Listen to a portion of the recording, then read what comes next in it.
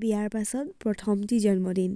আপোনাৰ বিশেষ দিনটো যেতিয়া আপোন মানুহবিলাকে আৰু বেছি বিশেষ কৰি তোলে, মনটো বহুত ভাল লাগে নহয় জানো? এয়া মানুহজনে ইমান ধুনীয়াকৈ মোক বনাই দিছে চাওকচোন। নিজ হাতেৰে বনাইছে, তাও মোক খবৰে নাছিলে, মোক ছাৰপ্ৰাইজ দিলে সঁচাকৈ। আৰু এয়া স্কুললৈ অহাৰ পাছতো কিন্তু কিছুমান উপহাৰ পাইছিলোঁ, তাৰে এটা আনবক্সিং কৰি থৈছোঁ। ইমান ধুনীয়া উপহাৰ চাওকচোন, প্ৰিয়ংকা মিছে মোক দিছিলে খোপাত মাৰিবৰ কাৰণে। Thank you Priyanka miss.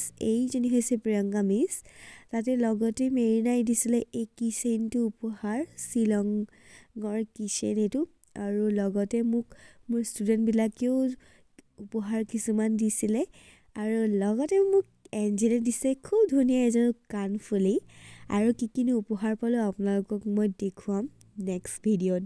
আজিলৈ ইমানেই।